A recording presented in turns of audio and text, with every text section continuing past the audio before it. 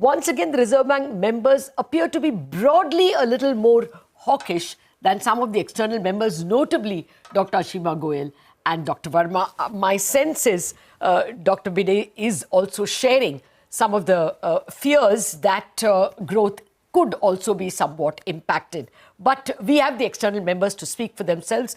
Joining me now are Dr. Shashanka Bhide, Dr. Jayanth Varma and Dr. Ashima Goyal, all the external members of the Monetary Policy Committee.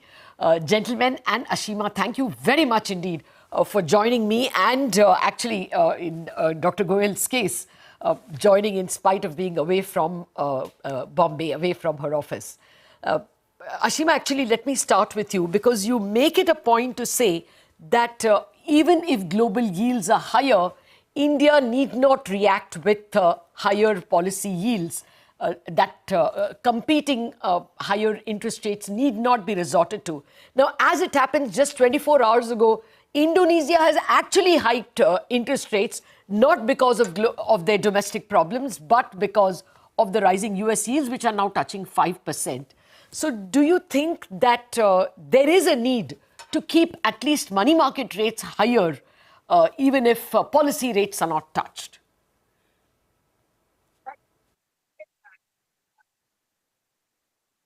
Risk has come. And given our sequence sort of capital account liberalization, we have more degrees of freedom than Indonesia. You know, Indonesia during the taper tantrum had such large interest rate volatility because they freely allowed or liberally allowed local currency, borrow bonds. While in India, it was more a policy decision to raise rates. It was not because of the interest differential.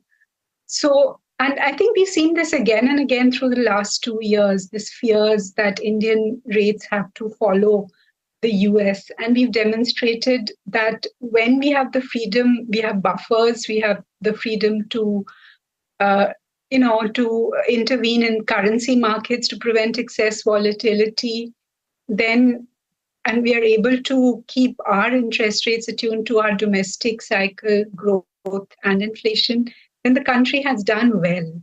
So I think markets should also recognize this freedom. And for the US, I think that higher for longer conflicts with the stated data dependence.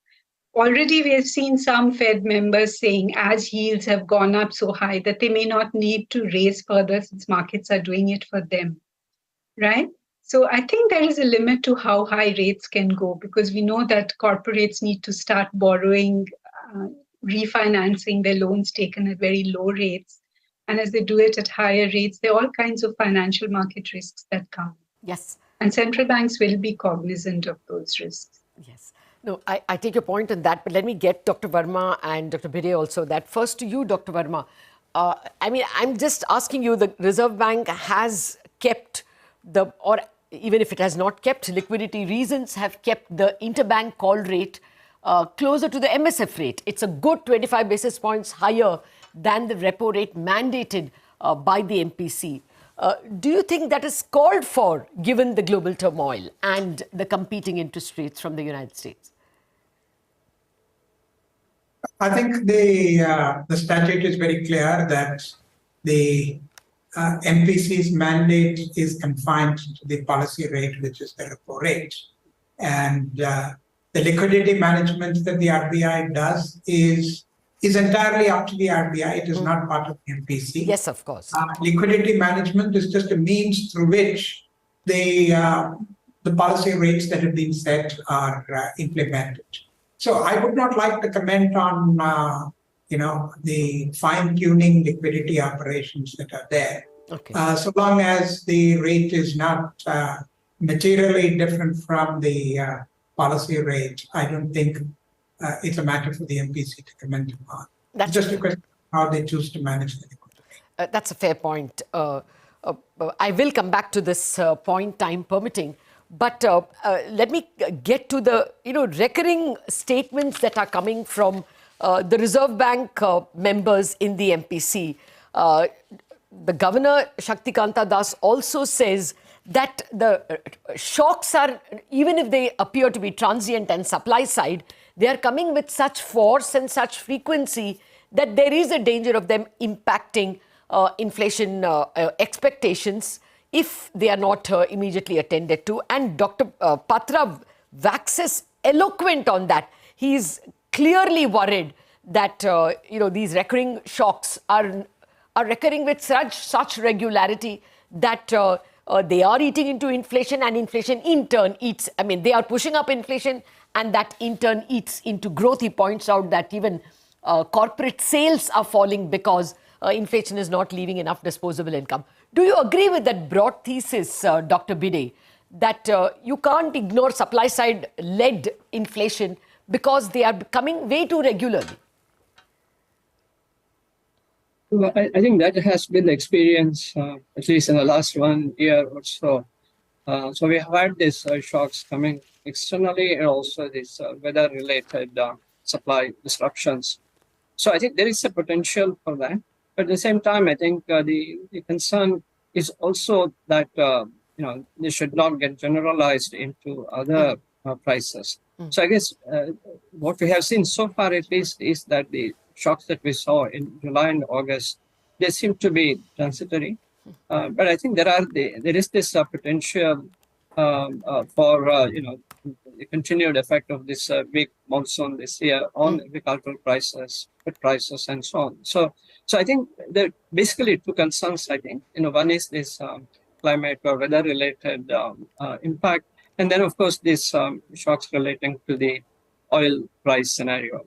So I think that there is a concern, but it is it is a concern that has a probability attached to it. Okay. Would you share that worry, Ashima? Because, after your MPC minutes were written, we have a fresh problem in the Middle East, and crude is now at $93.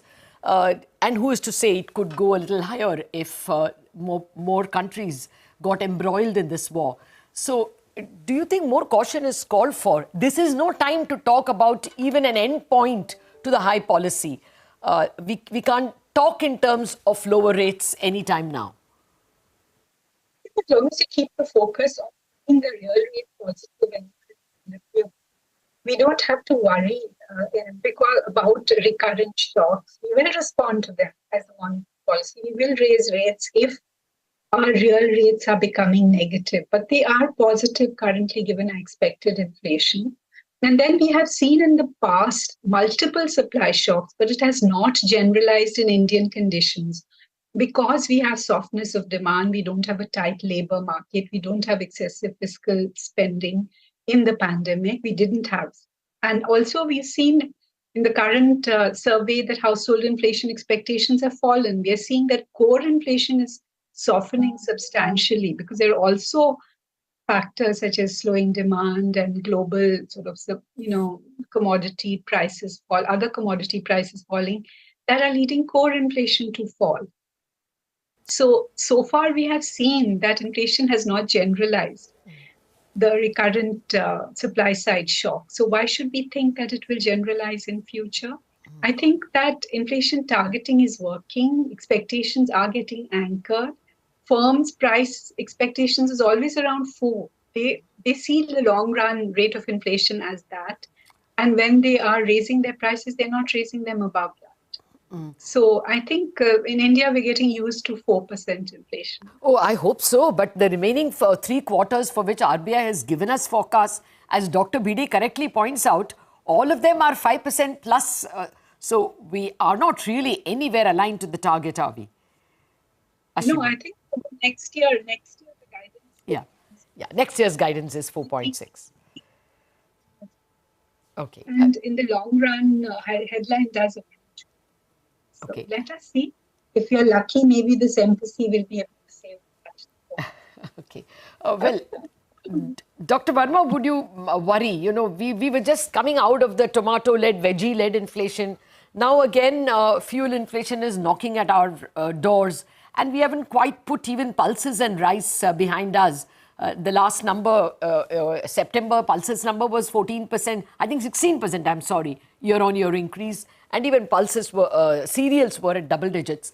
So do you think there is a need to persist with liquidity tightening or other means of forcing inflation down? I think what we have is a real interest rate which is around 1%. That itself is a very strong war on inflation. When you keep the real interest rate at 1%, it has been and point is to keep it there until the inflation keeps coming down. All the signs are that, as Ashima pointed out, inflation expectations are well anchored. Inflation is coming down. You can see that in core inflation. You can see that in WPI. And the other things that you're talking about are spikes. And remember that when there are spikes upward, there are spikes downward. So you can't just talk about a tomato price shock and talk only about a positive shock. There is also a downward shock that happened, unexpectedly lower than what we thought. So these spikes go in both directions, upward, downward, and they cancel out.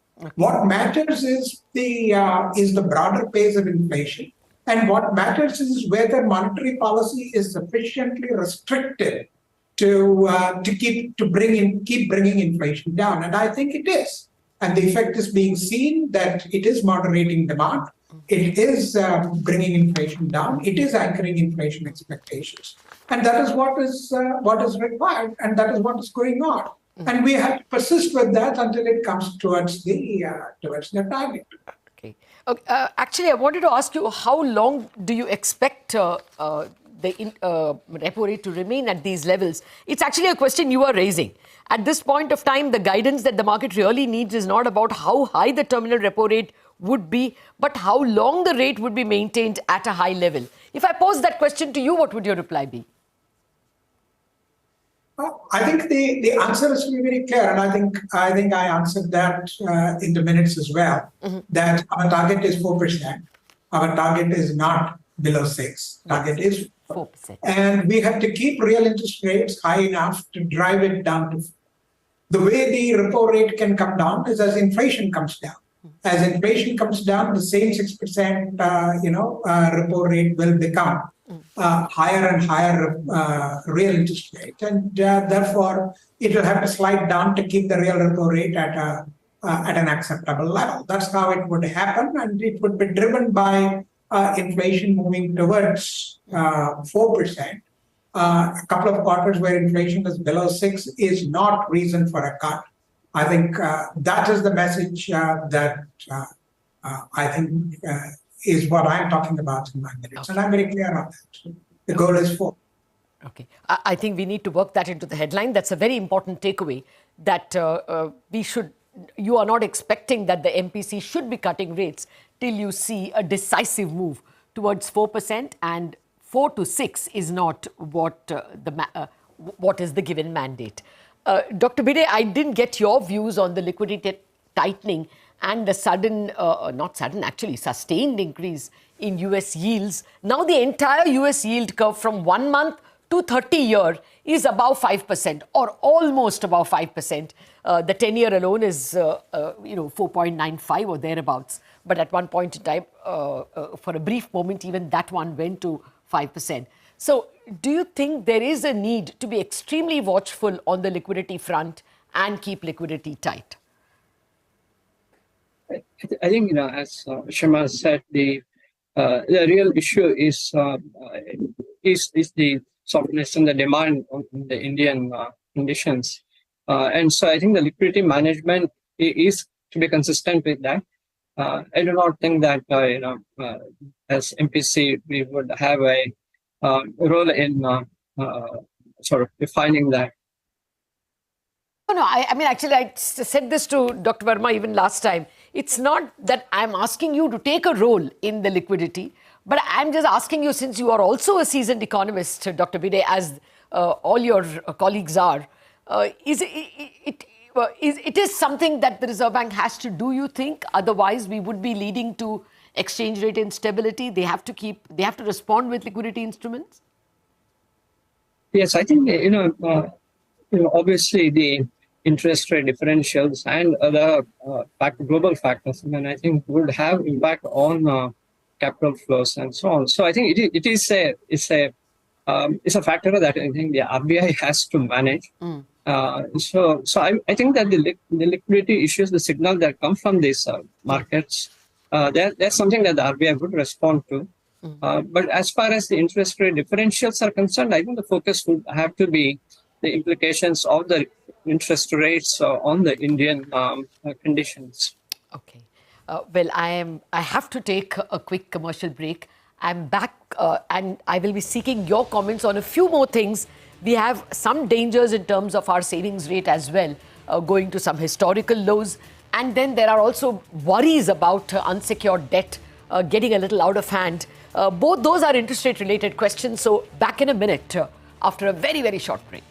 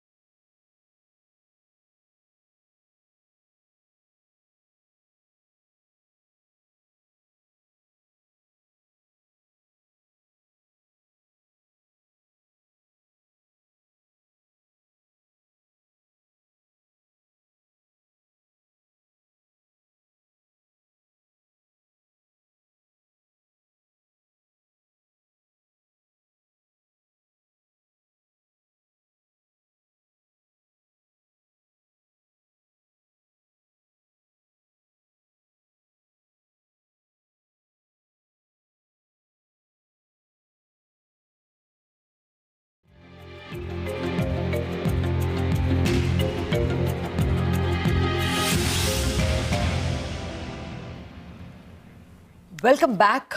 We have been discussing with the external members of the MPC, Dr. Shashanka Bhide, Dr. Jayanth Varma and Ashima Goyal. The key takeaways from the minutes as well, we would like their views on the state of the economy.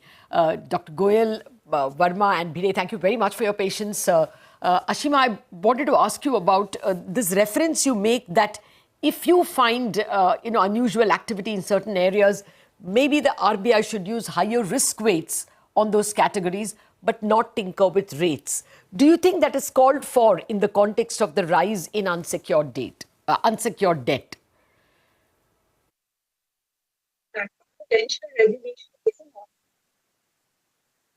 Macroprudential regulation is an alternative tool, and so that you can keep your interest rate tailored to the needs of your domestic cycle. And also, and therefore, that the RBI has to see, they have all that data.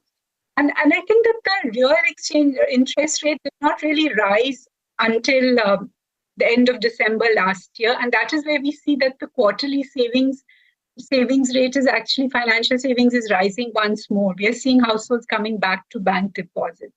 So we need to watch and see before we decide whether we need to use macroprudential tools. But it is better to target the interest rate to domestic inflation and growth, and macroprudential tools to any financial kind of excesses. It's not, household debt is very low in India and it has to rise as we develop, but any sharp rise can create risks. Therefore, there is a scope for counter-cyclical tightening. And I just wanted to make a brief comment on that liquidity question. You know that as soon as you're in an inflation targeting regime, liquidity becomes endogenous. So it's just a question of whether liquidity will stay at the upper bound or the lower bound of the LAF corridor. And if liquidity is kept tight, so you're more at the upper corridor, but currently a lot of banks have surplus liquidity and they are parking in the bottom. The SDF, yeah. So you know, and it is a question of the whole apparatus getting refined so that interest rates do not vary as much, and there is success in that. But further developments need to take place, and it's happening as markets deepen. Yeah. Banks have to start lending and borrowing from each other. From each other. Yes, I agree. It's actually the NEFT and the RTGS that's clearly made everyone a little nervous. They want to keep some excess cash because you could have large transactions all the way up to 5:30 and 6, whereas the call market closes at 3:30. So perhaps some tinkering of timings is needed. But very quickly, Ashima, in your estimate, when can the Reserve Bank even start, when can the MPC contemplate rate cuts? This is an issue when we are convinced if your real rate is around 1 and inflation falls, right? Then with a repo of 6.5, you would get a real interest rate that's really rising, right? So we when our forward, and it is forward looking, the MPC's decision. Okay. So when we are convinced that 1 year ahead inflation is approaching 4, then our real rate would become too high. That's so right. We would need to cut. Okay. So we have to watch out for the forecasts. Since we have these recurrent supply shocks, we want to be a little more cautious and wait to see this happening in a sustained way. Fair point. Dr. Varma, would you worry that, I mean, this is not really a monetary policy question as much as an economist's question to you. Would you worry that there can be a big financial downturn in the US? I mean, after all, across the curve, interest rates have risen by about 135 basis points in the last 3-4 months. Are there makings of a deep downturn suddenly and sometime, in 24? Well, I think this is a worry that everybody has. A very sharp correction in inflation via monetary policy always runs the risk of a hard landing. And it is the endeavor of rate setters across the world to avoid that hard landing and try to bring inflation down with a soft landing. But since this is all forward-looking and there are so many uncertainties, that risk is always there. And I think rate setters are very, very conscious of that risk. And they are acting in light of that risk. Okay. Finally, a similar question like I asked Ashima and Dr. Varma. Dr. Bhide, can you sense when we can contemplate lowering rates? Has it gotten pushed, into the second half of calendar 24? I think obviously one would like to have the interest rates lower with inflation lower as well. So I think it's difficult to put a timeline to this. As we said at the beginning, the forecasts are important, projections are important. So I think getting back to under 5% is one obviously one criteria, but I guess it is also important that growth is sustained. So I guess I would not put a timeline to this. I mean, it's important that we see the inflation rates going down in a sort of sustained manner. Fair point. Thank you. I'm out of time, not out of questions. Dr. Bhide, Dr. Varma and Dr. Goyal, thank you very much for sharing your views, not just on the MPC, but also on the state of the economy. Actually, after listening to you, there doesn't seem to be that much of a variation between the various MPC members, whether they're external or whether they're from the Reserve Bank. Clearly, the concerted view of everyone is that we have to see visible signs of a sustained dip in inflation towards 4%. So at the moment, discussing the first rate cut seems really pushed out. With that, we wrap up on this special edition on the Monetary Policy Minutes. Thank you very much for watching. More news and updates are lined up for you.